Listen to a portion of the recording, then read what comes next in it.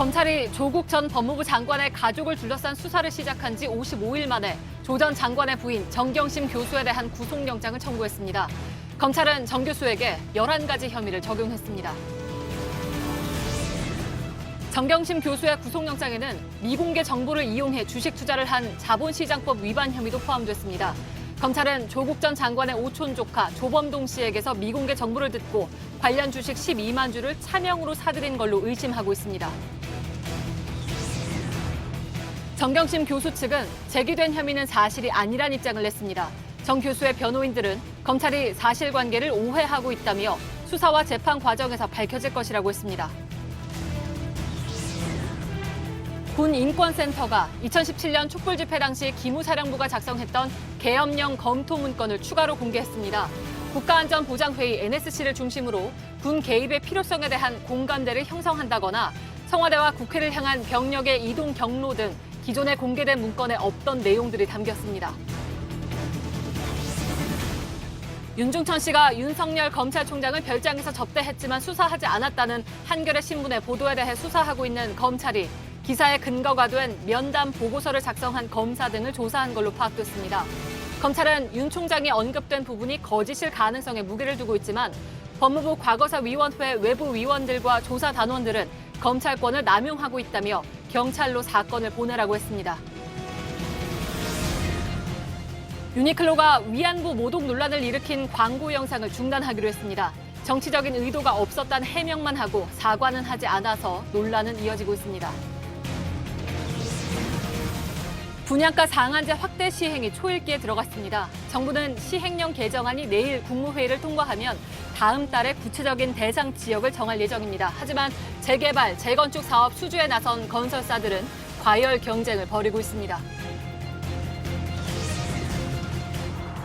도로 옆에 분양 광고 현수막이 잔뜩 붙어 있습니다. 한쪽에선 이 현수막을 떼어내는 작업이 한창인데 이렇게 떼어도 곧바로 새로운 현수막이 생긴다고 합니다. 오늘 밀착 카메라는 불법 현수막이 사라지지 않는 이유를 취재했습니다. 저 차는 무슨 차일까? 가솔린, 디젤, 그럼 저 차는? 오, 물냄새밖에 안 나네. 현대 수소전기차. 예, 시청자 여러분, JTBC 뉴스룸을 시작하겠습니다. 검찰이 오늘 조국 전 법무장관의 부인 정경심 교수에 대해서 구속영장을 청구했습니다. 검찰이 입시 비리와 사모펀드 의혹에 적용한 혐의는 모두 11개입니다. 검찰 관계자는 수사 과정에서 확보한 물적, 인적 증거에 따라서 범죄 혐의가 충분히 소명되고 중대한 범죄 혐의 인정된다고 밝혔습니다. 정 교수 측은 검찰이 혐의를 덧씌우게 하고 있다면서 강하게 반발하고 있습니다. 먼저 박병현 기자입니다. 검찰이 정경심 교수에게 적용한 혐의는 모두 11개입니다. 먼저 입시 비리와 관련해선 5개 혐의를 적용했습니다. 위조 사문서 행사, 허위 작성 공문서 행사, 보조금 관리법 위반 등입니다. 검찰은 정 교수가 동양대 총장 명의의 표창장을 위조해 딸이 부산대 의전원 입학 등에 사용했다고 보고 있습니다. 또 딸이 한국과학기술연구원에서 3주간 인턴 활동을 했다는 허위 증명서를 발급받을 수 있도록 한 점에 대해서도 허위 작성 공문서 행사 혐의를 적용했습니다. 검찰은 정 교수의 딸이 실제로는 이틀밖에 근무하지 않은 것으로 보고 있습니다. 뿐만 아니라 딸을 동양대 보조연구원으로 채용해 나라 돈으로 160만 원 상당의 급여를 지급한 혐의도 적용했습니다. 핵심은 사모펀드 의혹입니다. 검찰이 적용한 혐의는 모두 4개인데 업무상 횡령, 자본시장법상 허위 신고와 미공개 정보 이용, 범죄수익은닉법 위반 혐의 등입니다. 검찰은 정 교수가 조국 전 법무부 장관의 오촌 조카 조범동 씨에게 받은 돈을 회사 돈을 빼돌린 돈으로 보고 횡령에 있어 조 씨와 공범으로 보고 있습니다. 뿐만 아니라 조 씨에게 미공개 정보를 얻어 차명으로 WFM의 주식을 샀다는 게 검찰의 의견입니다.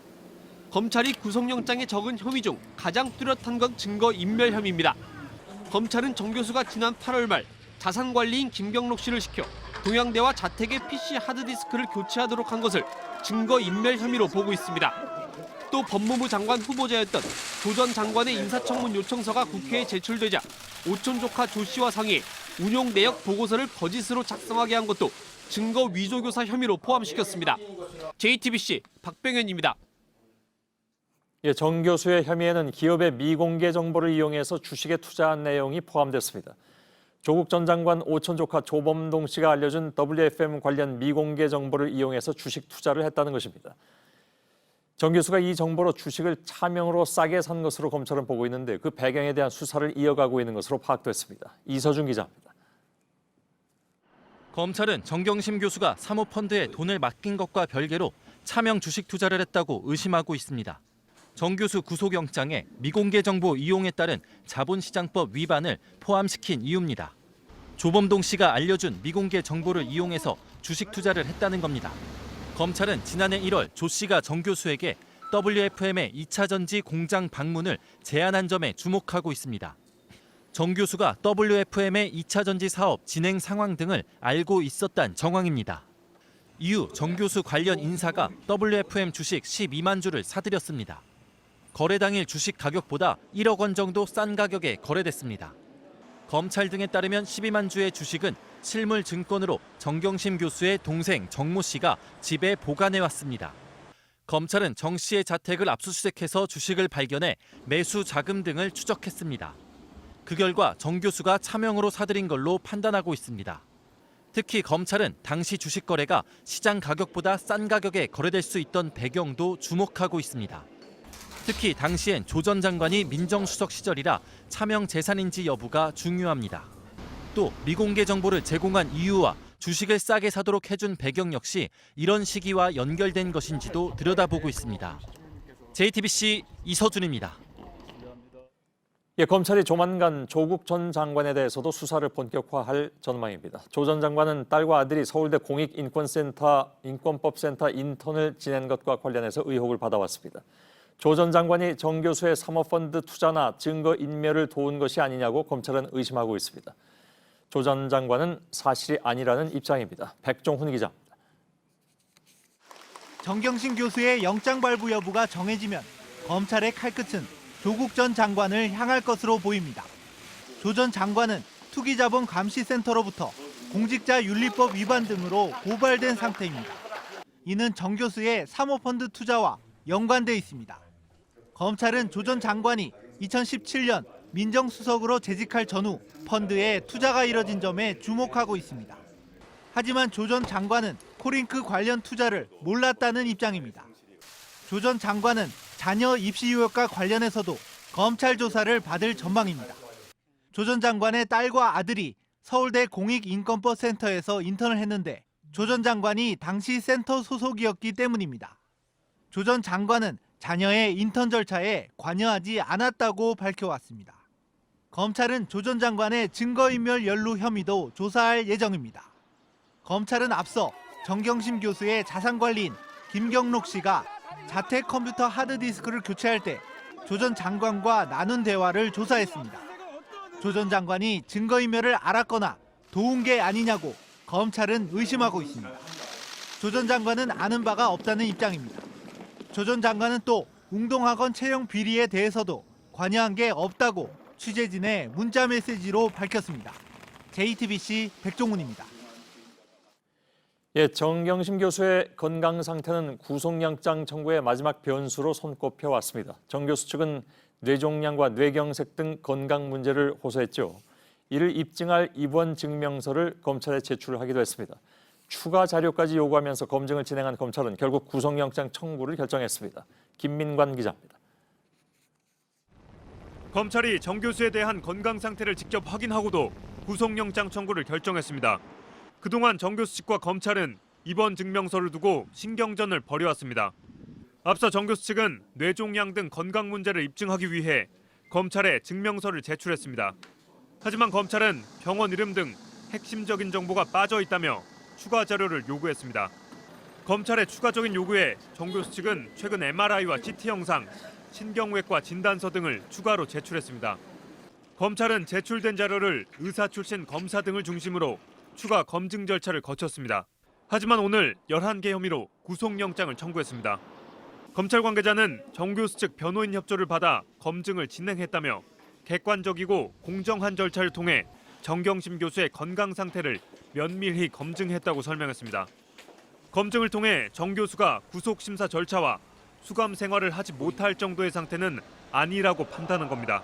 그러면서 구체적인 진행 상황이나 어떤 서류가 제출됐는지 등에 대해선 말을 아낀 채 필요하면 영장 심사에서 검증한 절차와 결과를 상세히 설명할 예정이라고 밝혔습니다. JTBC 김민관입니다. 검찰의 영장 청구 소식이 전해진 이후에 정경심 교수 측은 혐의를 사실상 모두 부인하는 입장문을 냈습니다. 표창장 위조와 사모펀드 투자 의혹 등의 혐의가 앞으로의 재판 과정에서 해명될 것이라고 주장했습니다. 검찰이 혐의를 덧씌우고 있다는 표현도 사용하면서 검찰의 영장 청구를 비판했습니다. 송우영 기자입니다. 정경심 교수 측은 구속영장에 적힌 11개의 범죄 사실이 두 가지 의혹을 여러 개로 나눈 거라고 지적했습니다. 크게 보면 딸의 입시 문제와 관련된 내용, 그리고 사모펀드 투자와 얽힌 의혹 두 가지뿐이라는 겁니다. 그러면서 표창장 위조 등 딸의 입시 관련 혐의는 앞으로 진행될 재판에서 해명될 거라고 주장했습니다. 사모펀드 투자 의혹에 대해서도 검찰을 직접 비판했습니다. 검찰이 조국 전 장관의 오촌 조카 조범동 씨의 잘못을 정 교수에게 덧씌우고 있다며 혐의가 무거운 것처럼 강조하고 있다는 취지로 지적했습니다. 문제가 된 사모펀드를 실제로 운용한 건 조 씨고 정 교수는 관여하지 않았다는 주장입니다. 정 교수 측은 또 증거인멸 혐의에 대해선 검찰이 근본적 사실관계에 대해 오해하고 있다는 입장이라고 설명했습니다. 앞서 정 교수 측은 증거인멸을 할 생각도 없었고 자료를 확보하기 위한 거였다고 해명했습니다. 또 최근 논란이 된 정 교수의 뇌종양과 뇌경색 증상과 관련해선 검찰이 요구한 추가 자료인 MRI와 CT 영상, 신경외과 진단서 등을 제출했다고 밝혔습니다. JTBC 송우영입니다. 검찰은 구속영장 발부 여부에 승부를 건 셈이 됐습니다. 그것은 정 교수 측도 마찬가지겠죠. 취재 기자가 지금 옆에 나와 있습니다. 박병현 기자가 나와 있습니다. 자, 지난주부터 구속영장을 청구할 것이다. 아니면 뭐 안 할 것이다. 뭐 여러 가지 얘기가 나왔었는데 결국은 이제 영장을 청구했습니다. 배경이 있을까요? 예, 검찰이 전방위적인 압수수색을 나섰던 8월 27일을 기준으로 보면 검찰이 2달 넘게 수사를 하고 있었습니다. 예. 그렇기 때문에 일부에선 검찰이 2달 넘게 수사를 하고도 결과물이 없는 것 아니냐는 비판을 하기도 했습니다. 예. 이에 대해 검찰 관계자는 가족 간 은밀하게 이루어진 일이었고 오랜 시간에 걸쳐 여러 대상을 상대로 한 범죄 정황이 있었기 때문에 수사에 품이 많이 들었다면서 실제로 증거가 여러 사라졌고 피의자들과 말을 맞출 가능성이 높아서 구속영장을 청구한 것이라고 밝혔습니다. 예. 그렇다면 사실상 이제 검찰이 중간 수사 결과를 발표하는 것이다 이렇게 봐도 될까요? 그렇습니다. 지난주 목요일 대검찰청 국정감사에서 윤석열 검찰총장이 한 말이 있습니다. 예. 이 수사 결과를 지켜봐달라고 말한 겁니다. 그리고 오늘 모두 11개 혐의를 적용해 정경심 교수의 구속영장을 청구했습니다. 예. 그동안 언론에서 제기됐던 의혹과 검찰의 수사 결과가 모두 포함된 것으로 볼 수가 있습니다. 그렇기 때문에 사실상 중간 수사 결과 발표란 해석이 나오는 이유입니다. 예. 이 검찰 관계자는 오늘이 수사의 중요한 변곡점이라고 볼 수 있다고 말했습니다. 예. 변곡점이란 말의 의미는 뭐라고 봐야 될까요?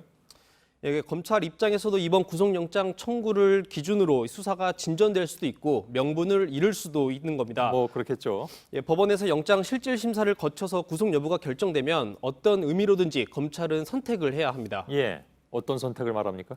예, 구속영장이 발부될 경우 그리고 기각될 경우 두 가지 사안을 가정해서 검찰 관계자에게 질문을 했습니다. 예. 물론 구속영장의 발부 여부가 유무죄를 가르는 판단 기준은 아닙니다. 예. 다만 구속영장이 나왔다는 건 지금까지의 검찰 수사 결과 어느 정도 혐의가 입증됐다고 인정되는 의미를 갖습니다. 뭐 통상 그렇습니다. 예, 그렇습니다. 예. 그렇기 때문에 검찰 관계자는 영장이 발부될 경우 검찰 수사에 탄력을 받을 수 있다고 설명을 했습니다. 예, 물론 구속영장 발부가 모든 유죄 입증을 한 것은 아니기 때문에 그건 뭐 당연히 지켜봐야 되겠습니다만 검찰로서는 이제 수사의 힘을 얻을 것이다 이런 것으로 해석을 하면 될 것 같습니다.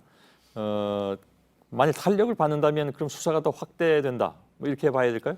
그렇습니다. 검찰 관계자도 수사가 더 윗선으로 확대될 가능성이 있다고 말했습니다. 예. 결국 조국 전 법무부 장관을 향한 수사로까지 이어질 수가 있다는 의미입니다.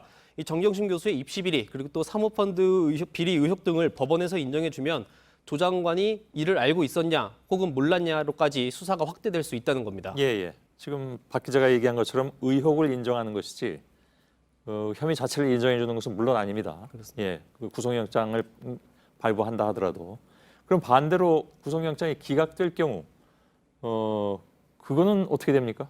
그거에 대해서도 검찰 관계자의 입장이 있었습니다. 기각이 될 경우엔 수사에 힘이 빠질 건 당연히 예상을 하고 있다며 예. 그 경우를 모르고 영장을 청구한 건 아니라면서 영장 발부에 강한 확신을 가졌습니다. 예. 다만 배우나 공무관계 입증을 위해 구속영장을 청구한 건데 이게 기각이 되면 수사가 장기화될 수밖에 없지 않겠냐라는 예상을 내놓기도 했습니다. 예. 자, 지금까지는 영장을 청구한 검찰 쪽의 입장을 이제 보도를 해드렸는데 정 교수의 변호인단도 입장을 동시에 내놨죠. 그렇습니다. 앞서 예. 리포트도 전해드렸지만 이 변호인단은 검찰이 밝힌 혐의가 11개라는 게 사실은 2개의 의혹을 잘게 나눈 것에 불과하다 이런 입장입니다. 예. 이 사모펀드 의혹은 조국 전 장관의 오촌 조카 조범동 씨의 범행을 정 교수에게 뒤집어 씌운 것에 불과하다 이런 입장입니다. 예. 결국 그동안 제기된 의혹들을 놓고 검찰과 변호인단이 법정에서 어떻게 맞설지를 지켜봐야 할 것으로 보입니다. 예.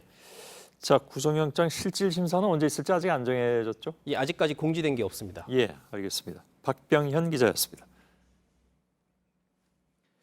정치권에서는 공수처 논란이 계속됐는데 오늘 변수가 하나 생겼습니다. 민주당은 오늘 공수처는 검찰을 민주적으로 통제할 수 있는 장치라고 다시 한번 강조했고 한국당은 공수처야말로 무서불위의 수사기관이 될 것이라고 반대하고 있죠. 여기까지는 늘 같은 얘기입니다. 그런데 오늘 사실상 캐스팅 보트를 쥐고 있는 대한신당에서 공수처법을 먼저 통과시킬 수 없다는 주장이 나왔습니다. 이승필 기자입니다. 민주당은 고위공직자 범죄수사처 공수처 설치의 중요성을 여러 번 강조했습니다. 거듭 말씀드리지만 공수처는 고위공직자의 비리를 수사할 뿐입니다. 검찰권에 대한 민주적 통제가 그 목적이라 할 수 있습니다. 한국당은 거듭 반대했습니다. 공수처 만들어서 조국 부활도 완성시키겠다라는 것으로 보입니다. 검찰개혁은 국민을 속이기 위한 포장지에 불과했습니다. 오늘 여야 3당 교섭단체 원내대표가 만나 협상했지만 이견을 좁히지 못했습니다. 3당은 오는 23일 다시 만나 논의를 이어갈 예정입니다.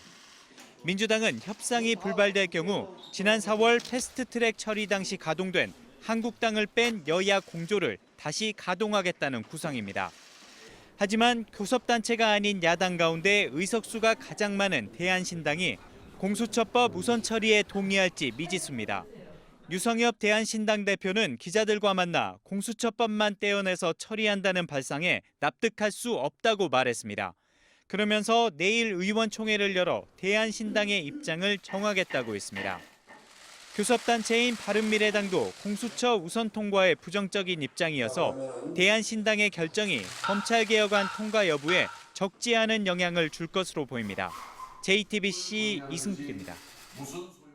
예, 법무부 법무검찰개혁위원회는 사건 배당의 투명성과 공정성을 높이기 위해서 외부위원이 참여하는 위원회를 설치해서 객관적 배당 기준을 만들라고 권고했습니다. 현재 검찰은 대검찰청 예규에 따라서 각 검찰청 기관장이 부서의 사건을 배당하면 부장검사가 검사들에게 나누어주는 방식으로 배당해왔습니다. 개혁위는 또 직접 수사부서 소속 검사를 5명 이하로 제한하고 파견검사 인원도 부서 정원의 절반을 넘기지 말 것을 권고했습니다.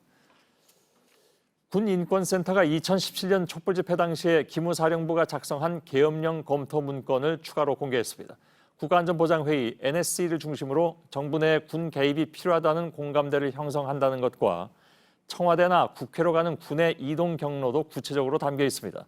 계엄령 준비는 탄핵 심판 이틀 전부터 한다, 이런 내용도 있습니다. 서복현 기자입니다.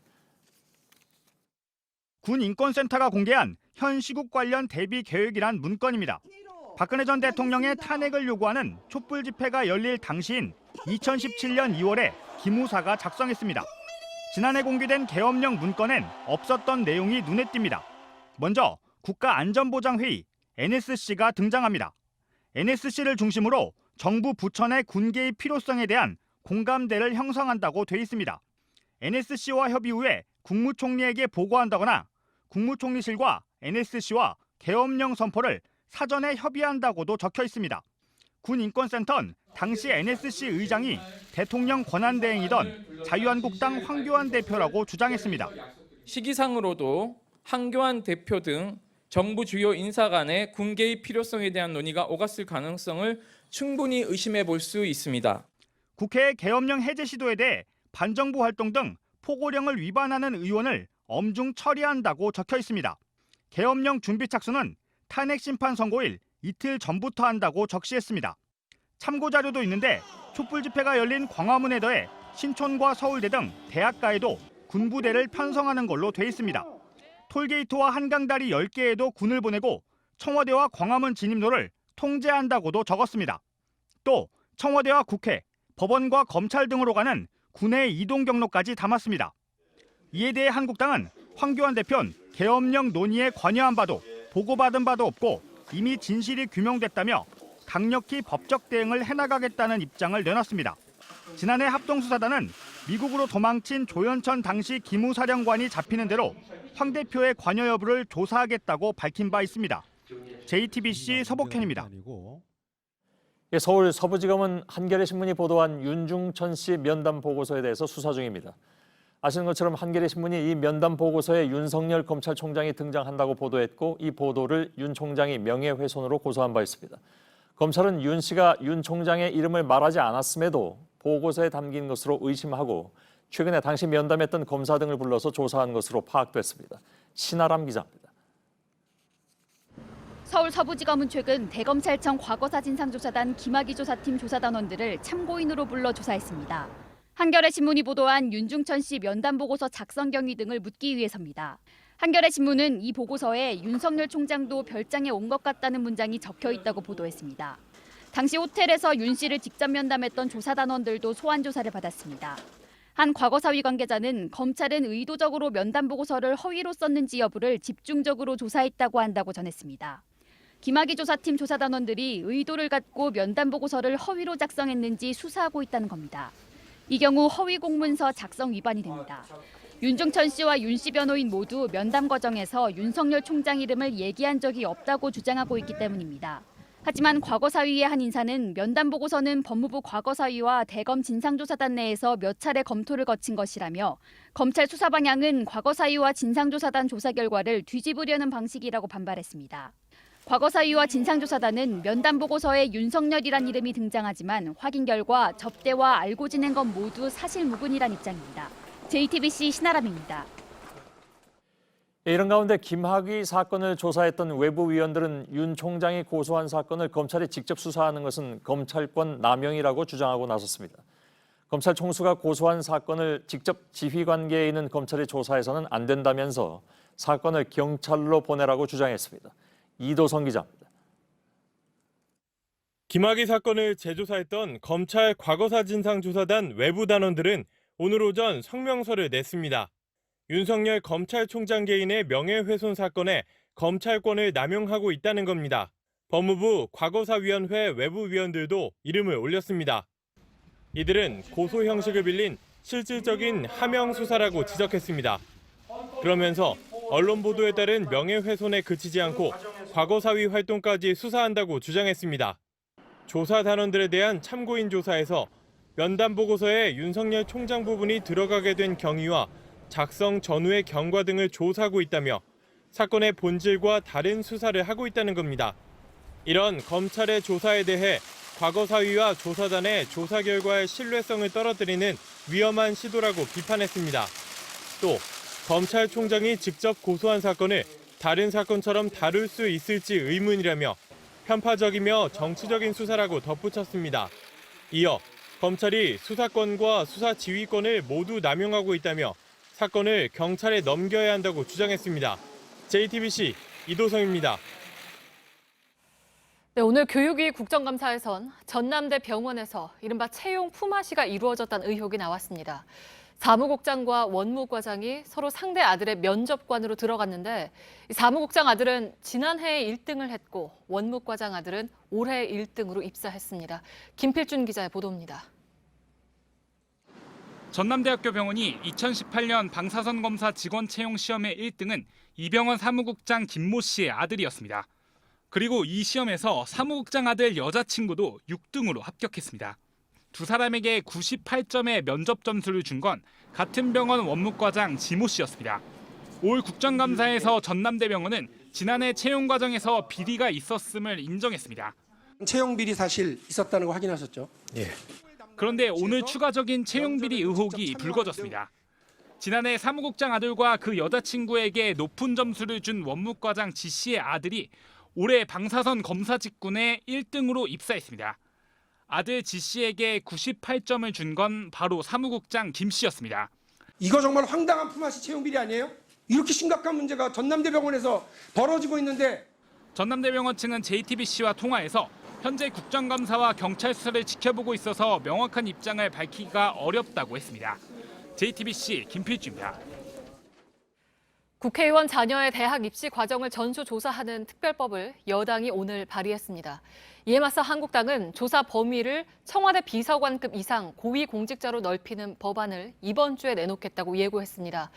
벌써 이렇게 의견이 엇갈려서 내년 총선 전에 현실화되기는 쉽지 않아 보입니다. 임소라 기자입니다. 더불어민주당 박찬대 의원이 대표 발의한 국회의원 자녀 대학 입시 전수조사 법안은 2016년 5월부터 임기를 시작한 20대 의원을 대상으로 했습니다. 조사기구는 국회의장 소속으로 두고 2008년 이후 입학생의 입시 부정 여부를 조사하도록 했습니다. 유력 정치인의 딸이 2012년도 성신여대 입학 과정에서 특수교육 대상자 전형이 한국당은 조사 대상을 더 확대하겠다는 입장입니다. 고위공직자, 즉 청와대 비서관급 이상 자녀까지 조사 대상에 포함시키는 법안을 준비 중입니다. 국회의원 전수조사만으로는 저희는 저희를 의심하고 있습니다.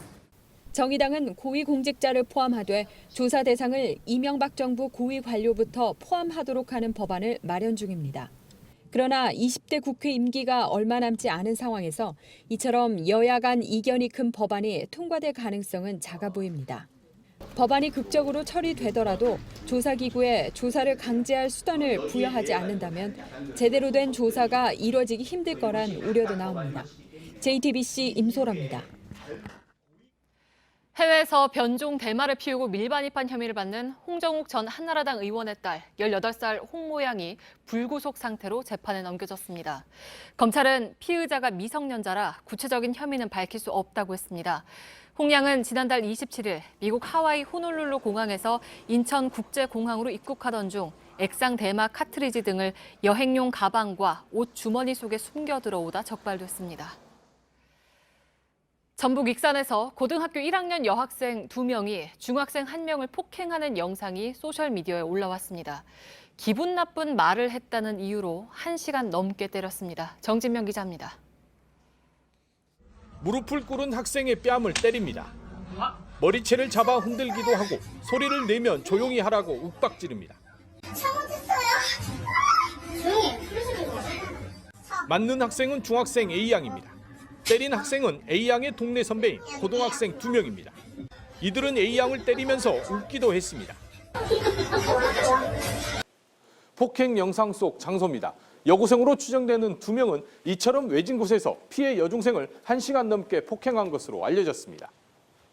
SNS에 올라온 폭행 영상은 이 가운데 일부인 1분 20여 초 분량입니다. 마구 때리는 모습이 삽시간에 퍼져 오늘 하루 인터넷을 달궜습니다. 가해 학생들은 경찰 조사에서 A양이 자신들의 험담을 때렸다고 말했습니다. 경찰은 사건 하루 뒤 A양 부모의 신고를 받고 수사에 들어갔습니다. 피해 사실은 다툼 없이 인정해서 법적인 절차에 의해서 처리하도록 하겠습니다.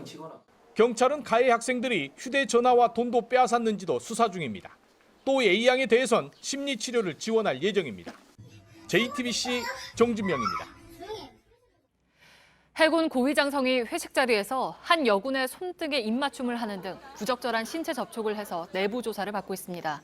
해군은 진해 교육부대장인 A 중장의 행위에 대해 엄중하게 인식한다며 보직 해임 등을 검토하고 있다고 밝혔습니다. 유니클로가 위안부 모독 논란을 일으킨 광고를 결국 중단했습니다. 80년도 더 된 일이라는 한국어판 자막이 논란이 되자 한국에서만 광고를 중단한 것입니다. 그런데 정치적 의도가 전혀 없었다는 설명뿐이고 논란에 대한 사과는 없었습니다. 시민들의 반응은 싸늘합니다. 조보경 기자입니다. How did you used to dress when you were my age? I can't remember that far back.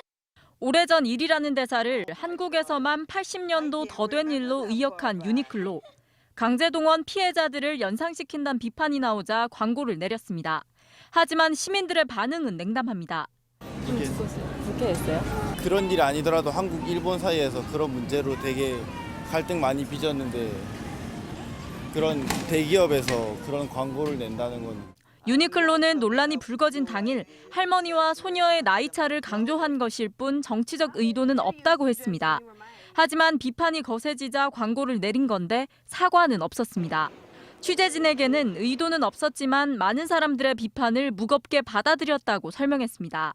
비판하니까 내리겠다라고 말을 하는 거는 일단 사과가 먼저 제대로 된 후에 그 광고를 내리던가 하는 게 저는 맞다고 생각을 했어요. 한 대학생 단체는 오늘 광화문 유니클로 앞에서 기자회견을 열고 공식 사과를 촉구했습니다. 이 광고는 한국에서만 방영이 중단됐고 80년도 더 된 일이라는 자막이 없는 국외에선 그대로 방영되고 있습니다. JTBC 조보경입니다. 유니클로 불매운동이 찬바람이 불면 주춤해질 것이라는 사람들도 있었습니다. 값싼 겨울옷을 찾게 될 것이라는 얘기였는데 이렇게 자꾸 불거지는 논란에 불매 목소리는 오히려 더 커졌습니다. 정부도 유니클로가 골목 상권을 위협하지 못하게 규제할 수 있다는 뜻을 내비쳤습니다. 이세누리 기자입니다. 사람들이 많이 오가는 대학가의 한 유니클로 매장입니다. 직원과 외국인뿐 우리나라 소비자는 찾아볼 수 없습니다. 손님들이 줄었어요? 네, 아무래도 그런 유니클로는 비교적 저렴한 발열네이와 가벼운 패딩 등 겨울옷이 인기 있는 브랜드입니다. 맥주나 자동차와 달리 날씨가 추워지면서 유니클로를 찾는 사람들이 늘고 있다는 얘기도 나왔습니다.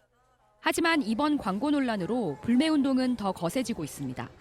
사과를 하지 않았으면 끝나지 않은 문제인데 그거를 너희가 잊지 못하는 게 잘못이라는 듯이 대체될 수 있는 제품들이 얼마든지 많이 있기 때문에 지금도 충분히 영향을 많이 받았는데 그 광고 때문에 좀 더 안 좋아진 것 같아요. 좀 더 사고 싶다 이런 느낌은 별로 안 받았어요. 온라인에선 아예 철수시켜야 한다는 글이 올라옵니다.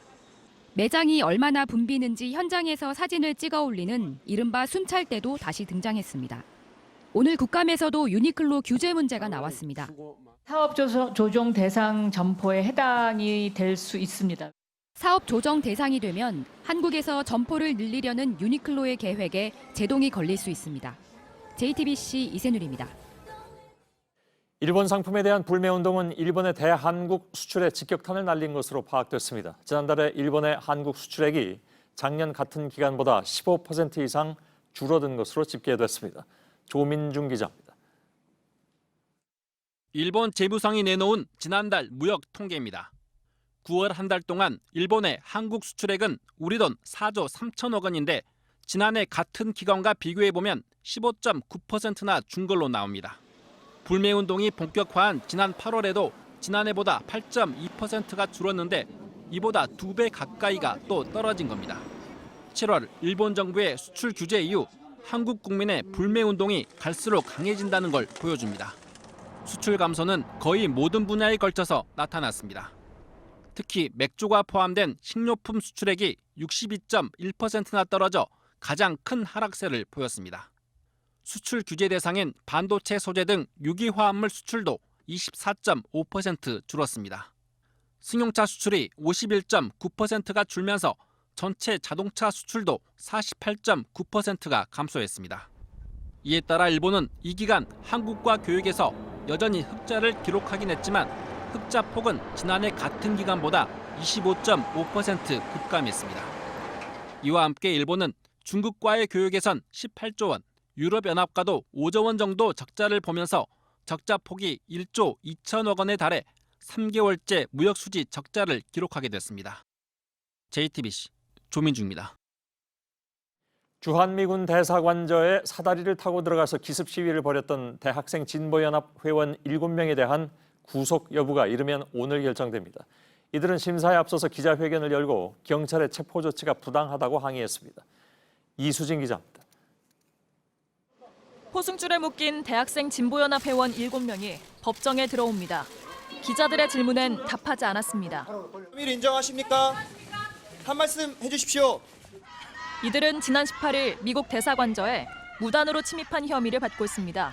사다리로 관저 담벼락을 넘은 뒤 주한미군 방위비 분담금 인상에 반대한다고 외쳤습니다. 이날 무단 침입을 했거나 하려고 시도한 19명은 현행범으로 경찰에 체포됐습니다. 이 중 가담 정도에 따라 7명에 대해 구속영장이 청구됐고 오늘 심사를 받게 됐습니다. 심사에 앞서 몇몇 단체들은 경찰의 체포가 부당하다며 기자회견도 열었습니다. 우리는 너무도 정당한 요구를 했을 뿐입니다. 국민의 75%가 반대하는 방위 분담금 5배 증액 요구를 막기 위해 그 높은 담을 넘어 대진현 측은 체포 과정에서 미국 대사관저 경호원과 경찰이 자신들을 과잉 진압했다고 주장하기도 했습니다. 영장 실질 심사 결과는 이르면 오늘 밤 나올 것으로 예상됩니다. JTBC 이수진입니다. 우리공화당이 어젯밤 광화문 광장에 또다시 천막 2동을 쳤습니다. 이 당은 대학생들의 미 대사관저 침입에 항의하는 뜻을 담아서 미 대사관 쪽 광장에 천막을 쳤다고 주장했습니다. 이 천막에는 미국에 고맙다는 뜻을 담은 Thank you USA라는 현수막을 걸었습니다. 지난 15일 평양에서 열린 월드컵 남북한 예선전은 북한의 철저한 봉쇄 때문에 논란이 됐죠. 근데 어제부터 평양에서 열리고 있는 역도 선수권 대회는 사뭇 분위기가 다릅니다. 우리 선수단 40여 명이 참가 중인데 1,000명 넘는 관중이 경기를 보러 오고 남측 기자도 동행해서 수시로 경기 소식을 전해주고 있습니다. 김소현 기자입니다. 1,500석 규모 경기장이 꽉 찼습니다. 선수단과 평양 시민 1,000여 명이 자리를 채운 겁니다. 한복 차림의 안내원이 들고 나온 참가국 팻말은 대한민국 4글자가 또렷합니다. 어제 평양에서 개막한 아시아 유소년 주니어 역도 선수권 대회 모습입니다. 내년 도쿄올림픽 출전권을 달린 이번 대회엔 15개 나라 217명의 선수가 참가했습니다. 이 중 한국은 38명, 최대 규모 선수단을 보냈습니다. 북한은 이들을 초청하면서 우리 측 기자 2명의 방북도 승인했습니다. 지난 15일 무관중 무중계로 치러진 남북 월드컵 예선전 때와는 여러모로 딴판인 겁니다. 축구대표팀은 경기 전날 늦게야 경기장을 밟아볼 수 있었지만 역도 선수단은 일찌감치 도착해 훈련을 했습니다. 이에 대해 정부 당국자는 올림픽 출전권을 놓고 겨루는 국제대회와 월드컵 예선전은 성격이 다르다고 말했습니다. 하지만 일각에선 북한이 자신들이 강한 역도 경기는 공개하고 질 가능성이 큰 축구 경기는 폐쇄적으로 치렀다는 비판이 나옵니다. JTBC 김소현입니다. 아파트의 분양가를 묶어버리는 분양가 상한제가 이달 말에 민간 아파트까지 확대됩니다. 구체적인 대상 지역은 다음 달에 나올 것으로 보이는데 유력한 곳은 역시 집값 상승을 이끌고 있는 이른바 강남 4구와 마포, 용산, 성동구, 마용성입니다. 정부는 또 동별로 지정하는 이른바 핀셋 규제도 예고하고 있습니다. 새 아파트가 쏟아질 서대문과 동작, 종로구의 일부 동들이 후보로 거론됩니다. 먼저 이한주 기자입니다. 분양가 상한제 확대가 초읽기에 들어갔습니다. 지난주 차관회의 문턱을 넘었고 내일 국무회의도 통과할 것으로 보입니다. 이후 대통령 재가를 거쳐 이달 말 공포되면 시행령 개정 작업은 마무리됩니다. 공공택지에만 영향을 주던 분양가 상한제가 재건축, 재개발 아파트에도 적용되는 겁니다. 다만 모든 지역이 대상이 되는 건 아닙니다. 투기과열 지구 중 분양가 상승률과 청약 경쟁률, 주택 거래량이 특정 기준 하나만 넘기면 일단 지정 요건은 갖춥니다. 그중에서도 집값 과열이 심한 곳들이 우선 대상이 될 가능성이 높습니다.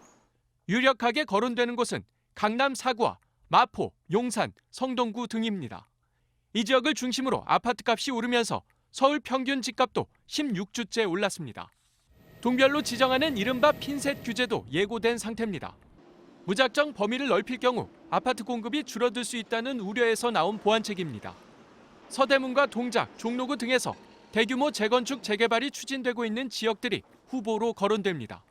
정부는 주거정책심의위원회를 열어 구체적인 대상을 정하는데 결과는 이르면 다음 달 나올 것으로 보입니다. JTBC 이한주입니다. 분양가 상한제를 확대하려는 것은 역시 비싼 분양가가 주변 집값을 밀어올리는 것을 막겠다는 취지입니다. 그러나 이런 악순환이 잡힐지는 좀 두고 봐야 될 것 같습니다.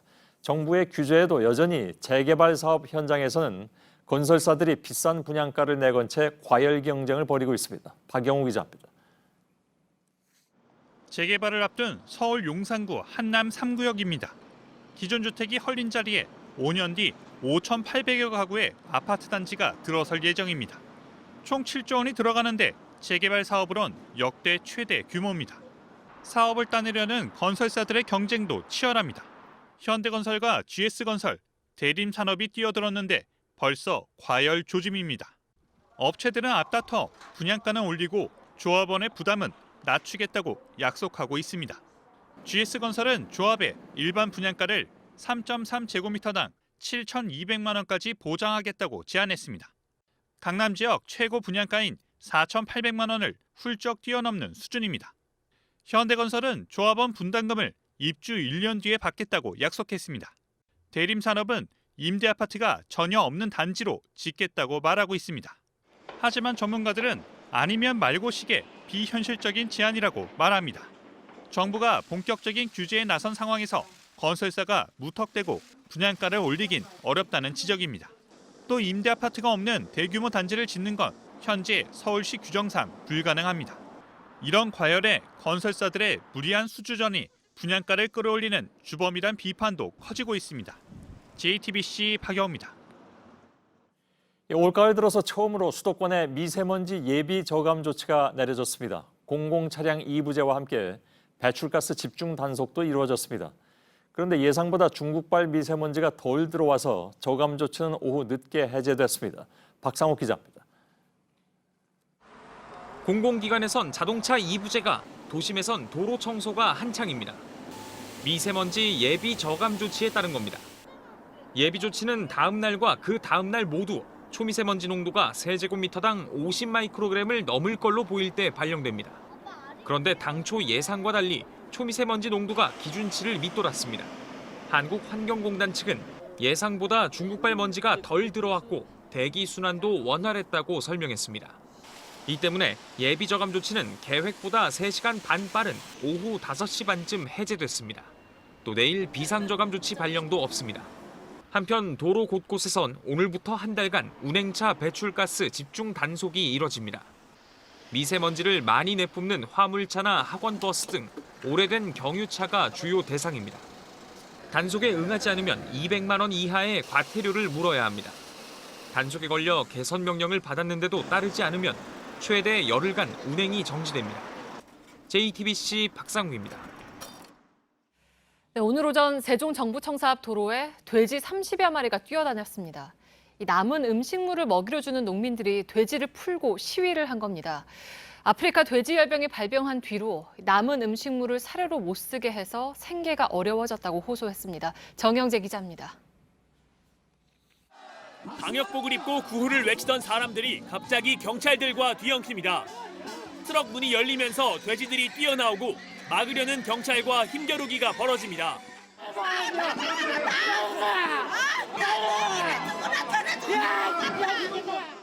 도로는 금세 아수라장이 됐습니다. 달아나는 돼지를 잡으러 소방관들도 경찰들도 이리 뛰고 저리 뜁니다. 오늘 오전 11시쯤 돼지 사육 농민 150여 명이 농식품부 청사 앞에서 돼지를 풀어놓고 시위를 벌였습니다. 이 과정에서 농민 2명이 경찰에 연행됐습니다. 농민들은 남은 음식물, 잔반을 사료로 쓸 수 없어 생계가 어려워졌다고 호소했습니다. 사료를 대신 쓰는데 비용이 만만치 않다는 겁니다. 한 달이면 1억 6천이에요. 그 돈 다 어디서 났겠어요. 가족들, 친구들, 친척들. 정부는 바이러스 전염을 막기 위해선 잔반 이동은 허락할 수 없다는 입장입니다. 하지만 농민들은 살처분 보상금처럼 사육 비용이 늘어난 데에 대한 지원도 시급하다고 촉구하고 있습니다. 대책이 나올 때까지 시위를 이어갈 계획입니다. JTBC 정영재입니다. 네, 그런가 하면 서울 송파구에선 어제 하루에만 2번이나 멧돼지가 출몰했습니다. 멧돼지가 잠을 자고 간 자리는 발견했지만 일주일째 잡지 못하고 있습니다. 서효정 기자입니다. 땅이 움푹 파여 있고 낙엽과 나뭇가지, 도토리 같은 열매가 주변에 쌓여 있습니다. 어젯밤 사냥개가 찾아낸 멧돼지 잠자리로 추정되는 곳입니다. 멧돼지는 자다가도 바로 사방을 둘러볼 수 있도록 머리를 도로 쪽으로 한 뒤 잠을 잔 걸로 추정됩니다. 한 열흘은 그 안에 살은 것 같아요. 먹이를 파면은 땅을 막 뒤집어 놓거든요. 그런 먹이질 한 게 오래된 게 엄청 많아요. 구청 직원들은 나흘 전에도 멧돼지 흔적을 찾겠다며 이 공원을 수색했지만 실패했습니다. 그런데 민간 엽사가 내려온 사냥개가 2시간 만에 잠자리를 찾아낸 겁니다. 경찰과 소방, 구청의 장비와 전문 인력이 부족해 멧돼지 잡을 기회를 놓치고 있는 걸로 보입니다. 지난 16일에도 경찰이 멧돼지를 발견하고 총을 쐈지만 짐승살상용 총기가 아닌 데다 멧돼지가 워낙 빨라서 죽지 않고 결국 달아나는 일이 있었습니다. 총기와 사냥개 등을 갖춘 민간 포획단이 나서고는 있지만 이들은 생업이 따로 있어 24시간 대응은 어렵습니다. 당국의 조치가 한 발씩 늦는 사이 주민 불안감은 커져갑니다. 불림공원 돌다가 한 10분 있다 오는데 여기 왔다 갔다 하거든요. 가다가 그날은 이제 무서워서 안 갔어요. 드러나서 잡혔으면 그냥 생각을 했죠. 송파구에선 어제 하루에만 멧돼지가 2번 출몰했습니다. 송파구청은 멧돼지 때문에 구청 전체가 비상이라며 내일 수색견 5마리와 엽사 10명, 경찰과 소방 인력 등을 최대로 동원해 포획 작전에 나서겠다고 밝혔습니다. JTBC 서효정입니다. 제주 명상원 사망 사건 관련 소식입니다. 경찰은 숨진 50대 남성의 사인에 집중하고 있습니다. 시신의 손등을 비롯한 피부 조직 5곳을 떼어내서 추가 조사를 맡겼습니다. 명상원 안에서 이상한 행동을 봤다는 주민들도 있습니다. 최충일 기자입니다. 제주시의 명상원에서 57살 김모 씨가 숨진 채 발견된 지 6일째. 구속된 원장 홍모 씨는 아직도 김 씨는 숨진 게 아니라 명상 중이라고 말하고 있습니다. 경찰은 김 씨가 숨지기 전 이곳에서 어떤 일이 있었는지를 알아내는 데 수사력을 모으고 있습니다. 경찰은 김 씨의 시신에서 손등, 손목, 발등 등 5곳의 피부 조직을 떼냈습니다. 주로 한방치료 때 침을 맞는 부위입니다. 명상원에서 발견한 한방침과의 관련이 있는지를 들여다보는 겁니다. 명상원은 제주시의 한 주택가에 있습니다. 인근 주민들은 이곳이 일반적인 명상원으로 보이지 않았다고 말합니다. 수련하는 데는 그냥 어떤 여자분은 막 계단 막 뛰어내리고 올랐다 내렸다 그걸 계속 반복하고 막 숨 끊어지는 소리 있지. 거기서 막 하하하하 하면서 가네도 정상적인 수련하는 아니라 생각했어. 김 씨가 이런 강한 운동 수련을 반복했다면 건강 상태에 따라 숨지는 데 영향을 미쳤을 가능성도 배제할 수 없습니다. 실제 김 씨의 최초 시신 부검에서 심장 질환이 있다는 소견이 나왔습니다. 경찰도 과격한 운동이 김 씨의 지병을 더 악화시켰는지 여부를 조사 중입니다. JTBC 최충일입니다. 강서구 PC방 살인 사건의 범인 김성수의 항소심에서 검찰이 이번에도 사형을 구형했습니다. 피해자의 아버지가 직접 나와서 김 씨가 사회로 돌아오는 것만은 막아달라고 재판부에 호소했습니다. 한편 재판부의 제안으로 김 씨를 비롯한 법정안의 모든 사람들이 피해자를 추모하는 묵념을 했습니다. 공다솜 기자입니다. 검찰은 서울 강서구 PC방 아르바이트생을 살해한 김성수 씨에 대해 1심과 같이 사형을 선고해달라고 했습니다. 김 씨가 살해할 때 옆에서 폭행을 도왔다고 의심받고 있는 동생에게도 징역 1년 6개월을 구형했습니다. 1심 법원은 김 씨에게 징역 30년, 동생에겐 싸움을 말린 것으로 판단해 무죄를 선고했습니다. 오늘 법정엔 김 씨에게 살해당한 피해자의 아버지가 직접 나왔습니다. 그는 김 씨가 잔혹한 범행을 저지르고도 반성하지 않는다며 사회로 돌아오는 것만은 반드시 막아달라고 호소했습니다. 김 씨의 동생에 대해서도 처음부터 계획적으로 피해자를 폭행했다며 피해자의 억울함을 달래기 위해 죗값을 물어달라고 덧붙였습니다. 재판부는 아버지가 호소문을 읽기에 앞서 피해자를 기리는 시간을 제한했습니다. 피해자의 아버지를 보호하기 위해 법정 사이에 가림막이 서 있었지만 재판부와 검사, 김성수와 변호인, 그리고 방청석의 시민들 역시 묵념으로 추모했습니다. 김 씨는 최후 변론을 통해 동생에게 미안하다면서 현실을 회피하지 않고 법적 책임을 다하겠다고 말했습니다. JTBC 공다솜입니다. 건강보험은 작년에 2천억 원에 가까운 적자를 냈습니다. 이런 상황에서 진료도 하지 않고 수천만 원의 건강보험 비용을 챙긴 병원들이 무더기로 적발됐습니다. 해당 병의원 40곳이 공개됐습니다. 이상화 기자입니다. 서울 강서구의 한 한의원입니다. 건강보험공단에서 요양급여를 받아왔는데 이 중엔 진료도 하지 않고 받은 액수가 수천만 원에 달합니다. 복지부는 수익금을 되돌려받고 업무정지 102일 처분을 내렸습니다. 경상남도 양산의 한 병원은 환자와 건강보험공단 양쪽에서 돈을 받았습니다. 미백 관리를 하거나 점을 뺀 뒤 건강보험 적용이 안 된다며 진료비를 받고선 건강보험공단에도 청구한 겁니다. 이렇게 27개월 동안 1억 4천만 원 넘게 챙겼습니다. 복지부는 업무정지 6개월과 함께 사기죄로 검찰에 고발했습니다. 이번에 공개된 가짜 진료 병원은 41곳입니다. 건보공단에 거짓으로 청구한 금액이 1,500만 원을 넘거나 가짜 청구 비율이 20%를 넘는 경우입니다. 금액을 모두 합치면 30억 원에 달합니다. 2010년 11월 병원 13곳을 시작으로 매년 수십 개 가짜 진료 병원이 적발돼 공개되고 있는 실정입니다. 수법이 전문화되고 내부 고발 없이는 적발이 어려워 실제로는 이보다 더 많을 것으로 보입니다. 면허 정지보다 더 강한 제재가 필요하다는 지적이 나옵니다. JTBC 이상화입니다. 성인 용품인 리얼도를 들여오려다 적발된 건수가 3년 전에 비해서 11배 증가한 걸로 확인됐습니다. 정부가 풍속을 해치는 물품으로 분류해서 수입을 막고 있지만 아예 분해를 해서 들여온 뒤에 조립하는 방법까지 쓰이고 있습니다. 하예빈 기자입니다. 리얼도를 검색해 쉽게 찾을 수 있는 사이트에 들어가 봤습니다. 얼굴이 어려 보이는 인형을 찾자 사진을 보내줍니다. 어린아이를 떠올리게 하는 모습입니다. 또 다른 업체, 수입이 가능하냐고 묻자 적발되지 않는다고 안심을 시킵니다. 통째로 들여와서 세관에 많이 잡혀서 저희는 이거를 분체로 들여와서 한국에서 그 재조립 과정을 좀 거치고 여태까지 환불 처리는 한 번도 없었고요. 온라인은 이렇게 산 제품을 인증하는 게시글도 많아지고 있습니다. 현재 관세청은 리얼도를 풍속을 해치는 물품으로 분류해 국내로 아예 들여오지 못하게 하고 있습니다. 지난 8개월간 적발된 것만 138건, 3년 전과 비교하면 11배가 넘게 늘어났습니다. 대부분 중국산입니다. 여성가족부와 보건복지부 등 관련 부처에선 리얼돌, 그중에서도 아동을 본뜬 제품은 수입을 금지하거나 자제하도록 하는 방향으로 논의 중입니다. 현행법에는 아동을 형상화한 리얼돌에 대한 명확한 기준은 마련되어 있지 않습니다. 상황이 이렇다 보니 이런 제품을 구매하다 처벌을 받는 경우가 없습니다. 이런 아동을 모델로 한 리얼돌, 이것은 이제 제작도 못하게 하고 유통도 못하게 하고 리얼돌과 관련된 보다 세밀한 제도가 필요해 보입니다. JTBC 하혜빈입니다. 수천만 원을 주고 새로 산 자동차가 알고 보니 사고 기록까지 있는 전시 차량이었다면 황당하겠죠. 심지어 이 포드 자동차를 판 판매사도 수입사도 교환이나 환불은 어렵다고만 합니다. 전다빈 기자입니다.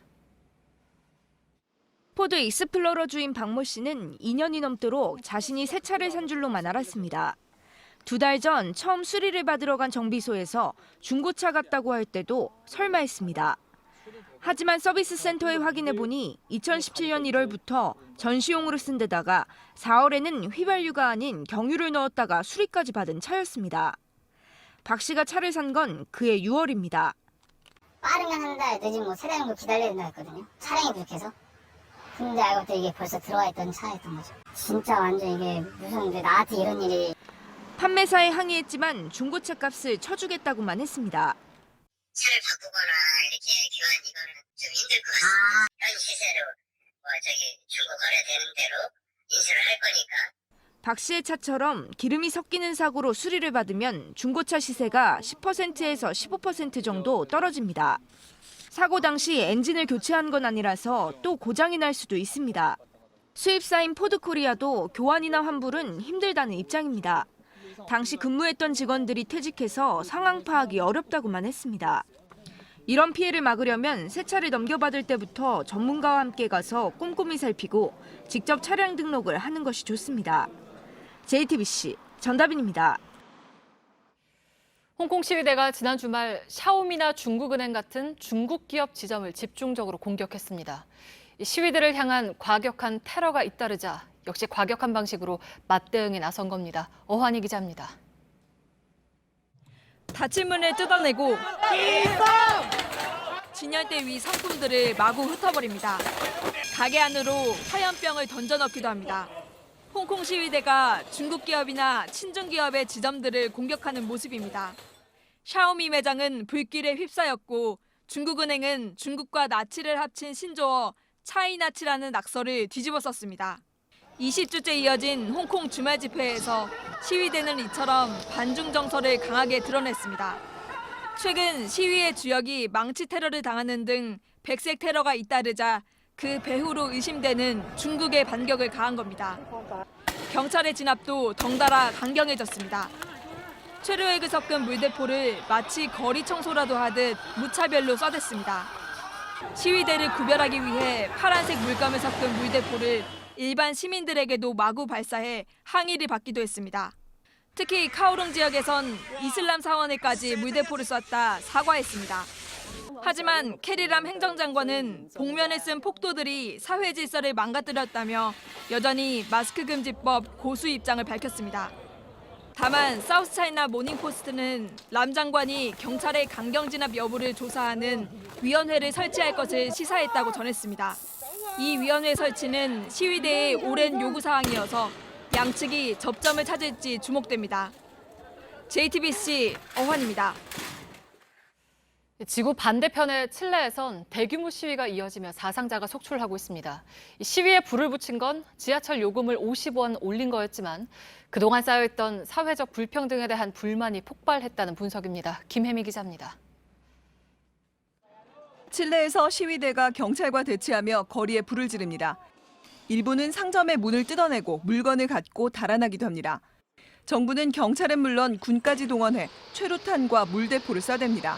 30년 만에 대통령이 비상사태까지 선포했지만 칠레 시위는 잦아들 기미를 보이지 않고 있습니다. 이번 시위는 현지 시간 지난 7일 정부가 지하철 요금을 약 50원 인상한다는 발표가 나오면서 시작됐습니다.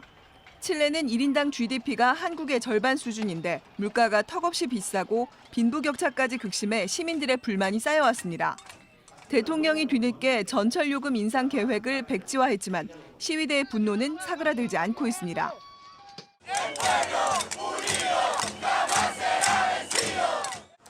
지금까지 시위로 1,500여 명이 체포됐고 방화로 인한 희생자도 발생했습니다. 수도 산티아고에 있는 슈퍼마켓에서 3명, 의류창고에선 5명이 목숨을 잃었습니다. 혼란이 계속되자 우리 외교부는 오늘 칠레에 대해 여행 자제를 권고하는 여행경보 2단계를 발령했습니다. JTBC 김혜미입니다.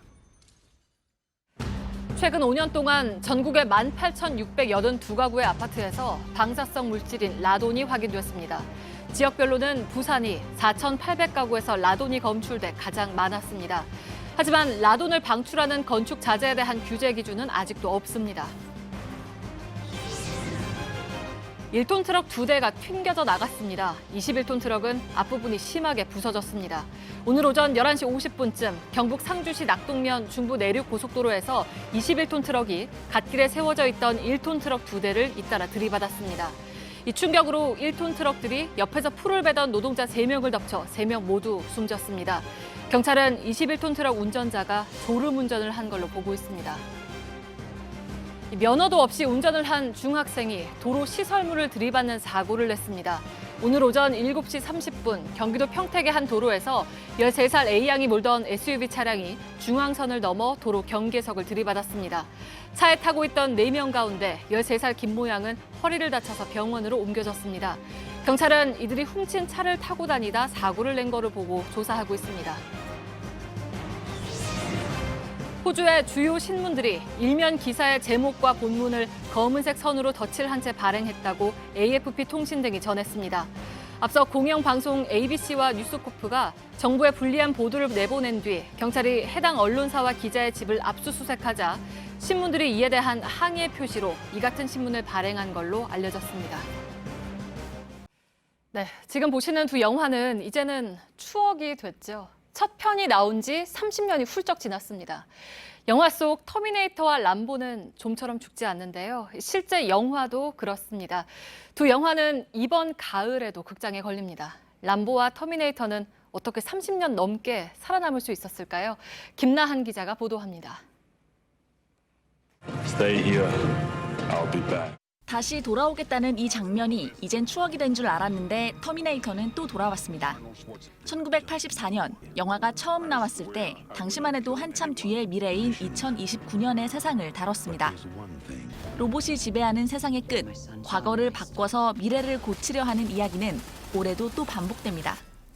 총에 맞아도 불길에 휩싸여도 살아서 걸어 나오는 근육질의 캐릭터. 주인공은 어느새 72살이 됐습니다.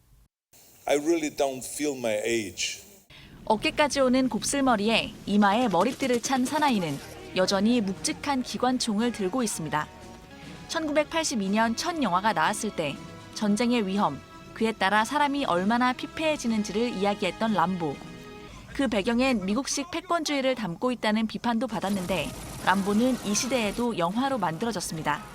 과거 속 추억의 캐릭터처럼 보이지만 부영화의 이야기는 여전히 계속됩니다.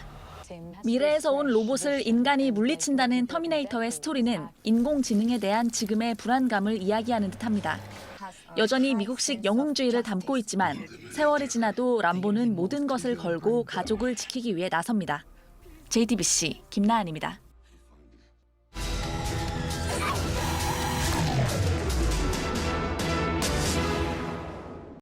도로 곳곳에서 색색깔의 현수막들 많이 볼 수 있습니다. 거의 불법이고 과태료도 물어야 합니다. 하지만 때도 또 걸립니다. 과태료를 광고비로 여기는 사람까지 있을 정도입니다. 밀착 카메라 윤재영 기자입니다.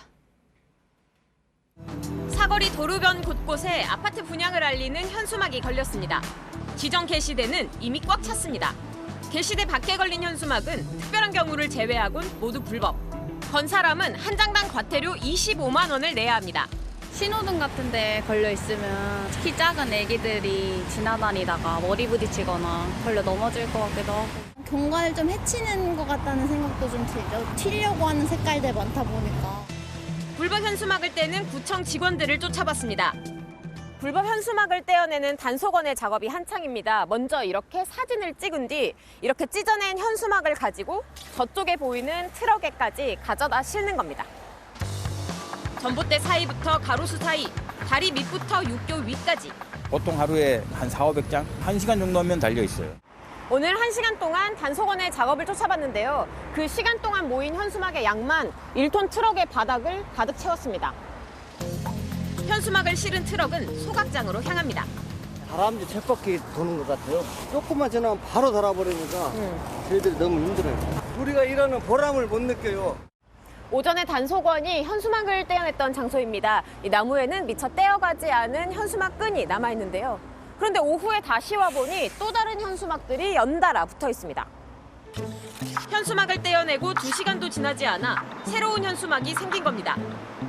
오전에 현수막을 뗐던 육교 위, 누군가 다시 현수막을 걸고 있습니다. 가는 곳이 보여가지고 과태료들이 있다 그러던데 부담은 안 되세요? 뭐 아르바이트 하시는 거세요? 네. 과태료를 광고비로 여긴다는 사람도 있습니다. 운영하는 사람이에요. 한 달에 1억 5천이거든요. 이것이 제일 효과적이다 보니까 벌금을 감수하고 대행사에서도 이걸 하는 거예요. 오히려 지역 경제에 도움이 된다고 말합니다.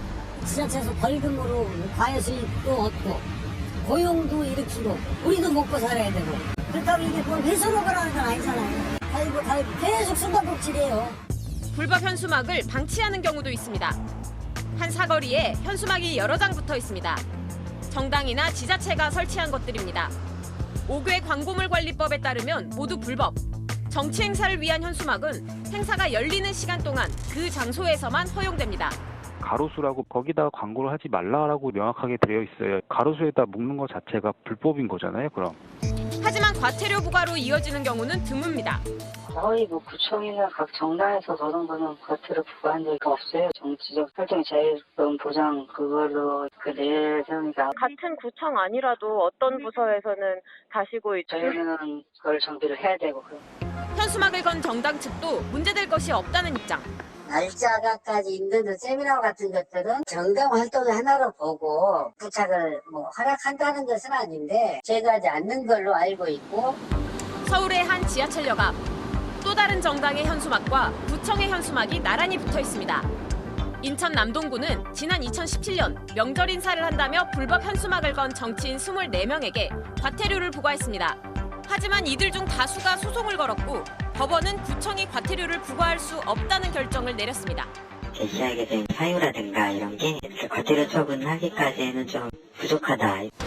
불법 현수막이 많았던 자리엔 현수막이 떼어져도 이렇게 흔적들이 남습니다. 붙이는 사람과 떼는 사람 사이의 숨바꼭질을 멈추게 할 방법은 없을까요? 밀착 카메라 윤재영입니다.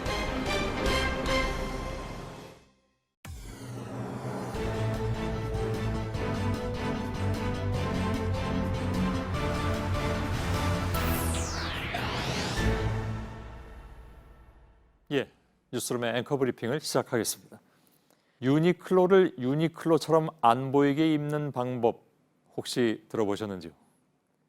정작 일본에서 유니클로란 은근히 감추고 싶은 저렴함으로 통용돼서 유니바레, 즉 유니클로의 유니와 들통나다라는 의미의 바레루가 합쳐진 신조어마저 생겨났습니다.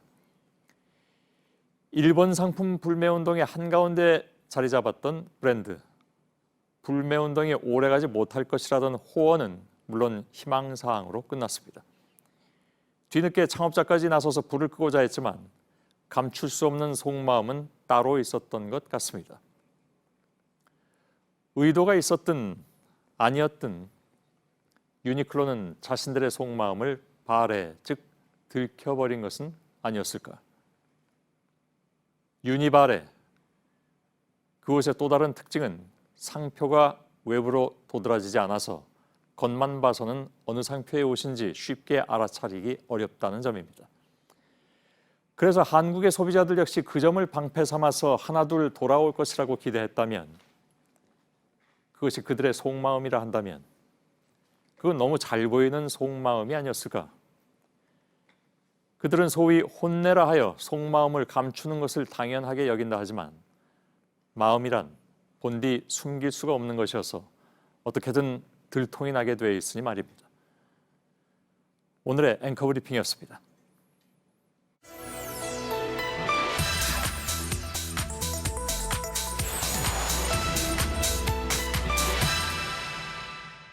여당은 친문 보위부인 공수처를 검찰 개혁으로 위장하고 한국판 중국 감찰위원회를 만들겠다는 것입니다. 네, 이런 발언뿐만 아니라 홍준표 전 한국당 대표는 공수처는 세계에서 중국과 북한에만 정적 제거용으로 있는 제도라고 한다. 이렇게 페이스북에서 주장을 했습니다. 공수처 논의가 활발해지면서 중국이나 북한 제도와 비슷하다는 식의 주장이 퍼지고 있습니다. 팩트체크 이가혁 기자와 짚어보겠습니다. 시작할까요? 네, 온라인에 며칠 전부터 돌고 있는 이른바 그 지라시를 하나 보여드리겠습니다. 네. 최근 법무부 국정감사 중에 나온 발언이라면서 도는 지라시인데요. 금태섭 의원이 다른 나라 어디에 공수처가 있냐 이렇게 물었고 김호수 법무부 차관이 기억이 없다고 답하자 금 의원이 중국과 북한 두 곳이다. 문재인 대통령은 왜 이게 필요한가라고 말했다는 내용입니다. 이게 화면에는 문재인이라는 이름만 있고 네. 실제 도는 지라시를 보면 대통령이라는 직함도 나와 있지가 않습니다. 네, 그러니까 지라시면 사실이 아니죠? 네, 허위 사실입니다. 이 당시 금태섭 의원은 이런 발언을 한 사실이 없습니다. 공수처에 대한 부정적인 인식을 주기 위해 누군가 의도적으로 만든 것으로 추정됩니다. 네. 그리고 오늘 야당 쪽에서 나온 발언도 비슷한 맥락인 거잖아요. 그러니까 중국하고 북한 제도하고 비교하는 거는 어떻게 봐야 합니까? 결론적으로 말씀드리면 중국이나 북한 사법제도를 우리와 비교하는 것은 좀 무리입니다. 중국 사례를 먼저 보시죠. 지난해 국가감찰위원회라는 기구가 새로 만들어졌습니다. 권한이 막강합니다. 최대 6개월 동안 피의자를 영장 없이 유치할 수 있습니다. 네. 재산을 몰수까지도 할 수 있습니다. 지금 우리 국회에서 논의 중인 공수처 내용과는 많은 차이가 있습니다. 또 영장주의가 엄격하고 또 변호인 조력권이 보장되는 국내 사법 체계와도 차이가 큽니다. 네, 그러면 북한은 어떤가요? 심지어 북한의 경우에는 중국보다 좀 더 사법 체계가 좀 더 안 좋다라는 그런 인식도 많은데 실제 파악해 보면 그렇습니다. 무죄 추정의 원칙이나 또 묵비권 보장 같은 것조차 법에 명시돼 있지 않습니다. 네. 또 재판에 넘겨지기 전에 예심이라는 단계가 있는데 역시 영장 없이도 구금이 되고 변호인 조력도 사실상 어렵습니다. 3심제도 없고 대부분 비공개로 재판이 열린다는 조사도 있습니다.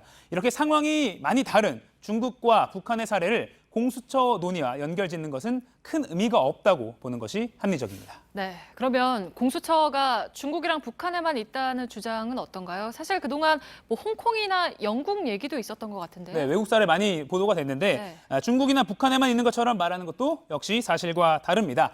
말씀하신 대로 유사한 기능을 가진 기구가 다른 나라에도 있긴 있습니다. 영국 중대부정수사청은 수사권, 기소권이 있는데 법무부 산하로 이건 일종의 검찰청 같은 조직이다, 독립기구가 아니다 이렇게 보는 시각이 있습니다. 인도네시아 부패척결위원회가 지금 우리나라와 비슷한 사례라는 분석도 있지만 이 나라는 청렴한 나라 순위가 우리나라보다 훨씬 낮습니다. 네. 이렇듯 나라마다 권력 구조가 다르고 또 검찰의 힘이 얼마나 세냐 이런 게 다 다릅니다. 기소권이 있느냐 없느냐 또는 얼마나 독립적이냐를 일률적으로 OX로 구분하는 것만으로는 판단하는 게 어렵다는 겁니다. 우리 정치권에서 검찰개혁 목소리와 함께 이 공수처 논의가 이루어진 게 20년이 넘습니다. 네. 이번에는 국회에서 심도 있는 논의가 필요한 사안입니다. 그런데 북한이나 중국을 언급하면서 논의 자체를 거부하는 듯한 주장을 하는 건 결국 정쟁을 위한 주장에 가깝지 근거는 빈약해 보입니다. 네, 그러니까 이번에는 좀 더 생산적인 논의가 이루어졌으면 하는 바람입니다. 네. 팩트체크 이가혁 기자였습니다.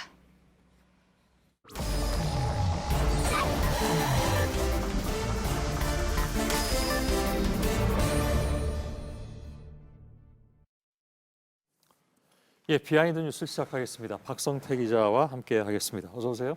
네. 시작하죠. 네, 첫 키워드는 발끈과 발끈으로 잡았습니다. 뭐 동음이 이의입니까? 아니면 같은 한 사람이 두 발끈 사이에 어떻게 보면 둘러싸여 있다. 예. 이런 맥락에서 키워드를 발끈과 발끈으로 했습니다. 뭐죠? 오늘 조간신문에 보도된 한 내용을 보면 유승민 바른미래당 의원이 12월에 이르면 창당을 하겠다. 신당을 창당하게 되면 바른미래당을 탈당한다는 얘기인데요. 그다음에 한국당과 뭐 무조건 통합은 안 하지만 탄핵에 대한 잘잘못을 따지지 않는다면 통합할 수 있다라는 취지로 얘기를 했습니다. 당장 지금 유승민 의원이 당에 소속돼 있는 바른미래당의 손학규 대표가 발끈했습니다.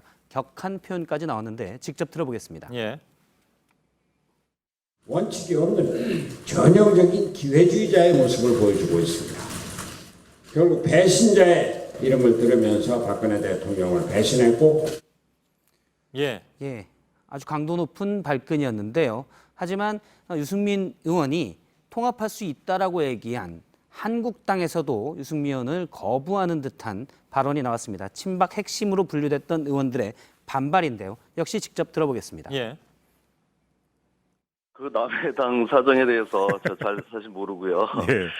그분들하고 엮이기 싫어요. 워낙 개성 강한 분들이라. 뭐 이쪽은 발끈까지는 아닌 것 같은데 아무튼 반대는 하고 있다 그런 얘기죠. 그렇습니다. 이쪽에서는 나간다고 뭐라고 하고 저쪽에서는 오지 말라고 뭐라고 하는 그런 형국이 됐는데요. 하지만 내부의 문제는 또 있습니다. 현재 유승민 의원이 이끌고 있는 변혁에서는 모두 죄송합니다. 모두 15명의 의원이 함께하고 있는데 이 중에 바른정당계가 8명 그리고 안철수계가 7명입니다. 안철수계도 한국당으로 과연 통합을 할지 이게 관건인데요. 제가 그래서 변혁의 대변인을 맡고 있는 김철근 대변인에게 물어봤는데 우리는 아직 한국당과의 통합에 대한 의견을 듣지 못했다. 안철수 전 대표의 의중이 중요하다라고 얘기를 했습니다. 다른 이태규 의원 등도 관련된 의견이 우리가 아직 통일된 바가 없다라고 얘기해서 일단 변혁 내부의 의견도 아직 정리가 안 됐습니다. 근데 그 의중은 언제쯤 알게 되는 건가요? 이전에도 유승민 의원이 문자를 보냈지만 아직 안철수 전 대표가 어떤 생각을 하고 있는지 모르고 있다라고 얘기한 바가 있습니다. 그게 다군요. 여태까지는. 두 번째 키워드는요? 두 번째 키워드는 윤상현의 대담한 결정으로 잡았습니다. 무슨 결정입니까? 오늘 국감에서 윤상현 외교통일위원장이 일본 강제징용 피해 배상에 대해서 강경화 외교부 장관에게 한 대담한 결정을 주문했습니다. 직접 들어보겠습니다. 우리가 어떤 대담한 결정을 내리는 게 어떻습니까? 강제징용 문제와 관련돼서 어떤 배상을 요구하지 않겠다. 역사에 대한 참회, 반성에 큰 책임 부담금을 주자. 그러니까 우리가 그냥 강제징용 피해 배상금을 우리 정부와 우리 기업이 그냥 내자. 그러면 그쪽에서 부담을 느낄 것 같지 않은데요? 그러면 일본이 피해 배상을 하지 않았으니 도덕적으로 부담감을 느끼지 않겠냐라는 게 윤상현 외통위원장의 주장이었습니다. 그런데 지적하신 대로 일본 정부가 돈을 안 낸다고 해서 도덕적으로 부담감을 느낄 가능성은 사실 거의 없다라고 봐야 됩니다. 그 강경화 장관은 뭐라고 답을 했습니까? 일단 대법원의 판결과 다르고 해법을 일치과 협의해서 찾아가는 상황이라고 답했습니다. 제가 한 외교 안보 전문가에게 윤상현 위원장의 대담한 결정에 대해서 물어봤는데요. 일본 측 주장에 가깝다. 피해자들은 일본 돈을 받겠다는 것이다. 사실 피해 배상을 요구했던 원고들의 요구 사항과도 다릅니다. 마지막 키워드 열어보죠. 마지막 키워드는 화장실로 가는 길로 것으로 잡았습니다. 예, 왜 화장실이 등장했습니까? 사진을 하나 보도록 하겠습니다. 예. 군산에 있는 한 대형 쇼핑몰입니다. 롯데몰이라고 나와 있는데요. 예, 예. 이 1층에 아울렛이 있는데 1층에 배치도를 잠깐 보도록 하겠습니다. 짓고 있었을 때 사진이군요. 예. 아무튼 예. 지금 보면 화면이 뭐 자세하게 뭐 여러 전체를 다 했기 때문에 잘 예. 보이진 않는데요. 왼쪽에 유니클로 매장이 있고 이 내용 크게? 잠깐 보면요. 예. 지금 크게 나왔습니다. 유니클로 매장이 있고 이 매장 안쪽에 남녀 장애인 화장실이 있습니다. 엘리베이터도 여기 있고 딱 가운데. 그렇습니다. 예. 엘리베이터도 있고 물을 마시거나 돈을 찾으려고 해도 유니클로 매장을 지나가야 가능합니다. 통로가 저렇게 가운데로 갈 수밖에 없게 돼 있나요? 그렇습니다. 예. 뭐 저는 가보지는 않았지만 일단 그렇게 해서 논란이 좀 됐고요. 실제 화장실이 다른 쪽에도 있긴 있지만 예. 좁은 통로를 지나야 되고 멀리 있어서 많은 사람들이 실제 돈을 찾거나 일을 보려면 유니클로 매장을 지나가야 됩니다. 예. 그런데 아시다시피 유니클로에 대해서는 불매 운동도 벌어진 바가 있어서 뭐 오늘까지도 뉴스가 되고 있으니까요. 그렇습니다. 연합뉴스에 따르면 한 소비자는 화장실을 가려는데 유니클로 매장을 꼭 거쳐야 됐다. 그래서 마치 유니클로 제품을 사러 가는 것처럼 보여서 본인의 의도와 다르게 예. 약간 부끄럽다라는 얘기까지 나왔습니다. 예. 화장실을 가거나 뭐 엘리베이터를 타려면 좌우지간 유니클로 매장을 억지로라도 지나가야 되는 그런 건데 이게 혹시 저 백화점의 어떤 그 마케팅 전략, 그러니까 저런 데다가 이 상점을 들어오게 할 때는 돈을 더 받는다라든가 입점료를 그렇습니다. 그런 게 있나 보죠? 예, 아무래도 유니클로가 상대적으로 매장이 다 크기 때문에 예. 혜택도 좀 받을 것 같고요. 요구도 좀 할 것 같고 실제 국내 유니클로 매장을 운영하는 회사의 거의 절반 가까운 지분을 롯데쇼핑이 가지고 있습니다. 예. 그래서 사실상 계열사이고요. 다른 그런가요? 지점에서도 저희가 확인을 했는데 다른 지점에서도 유니클로 매장 안에 화장실이 있는 경우가 있어서 이를 보려면 유니클로 매장을 지나야 되고 예. 지나다 보면 아무래도 보니까 물건을 살 가능성이 커집니다. 예. 유니클로 측에서도 마케팅 측면이다라고 롯데 아울렛 측에서도 마케팅 예. 측면이라고 인정을 했고요. 다만 이 군산점은 지난해 문을 열었는데 당시에는 일본 제품 반감이 크지 않았다. 예. 그러니까 그때는 뭐 화장실을 유니클로 매장을 지나서 배치해도 문제가 없었는데 예. 지금은 문제가 되는 만큼 구조 변경을 검토하겠다고 밝혔습니다. 예. 참 화장실 급하면 좀 난감하긴 하겠습니다. 예. 알겠습니다. 박성태 기자였습니다. 수고했습니다. 네, JTBC 뉴스룸은 2달 넘게 후쿠시마 방사능 위험부터 우길기 허용 논란까지 도쿄올림픽을 둘러싼 여러 문제점을 연속으로 보도했습니다. 한국체육기자연맹은 JTBC 스포츠부의 도쿄올림픽 방사능 우길기 집중기획 보도를 올해 3분기 기획부문 수상작으로 선정했습니다. 내일도 낮과 밤의 기온차가 크겠습니다. 서울의 최고 기온이 각각 13도와 24도를 보이는 등 일교차가 10도 안팎으로 벌어지는 곳이 많겠습니다. 수도권과 충남 지역의 미세먼지 농도는 나쁨, 그 밖의 지역은 보통 또는 좋음일 거란 예보입니다. 예, 오늘 유니클로 문제와 관련해서 이를 취재한 기자와 함께 소셜 라이브를 조금 이따 진행하도록 하겠습니다. 여러분, 저희들은 내일도 최선을 다하겠습니다. 고맙습니다.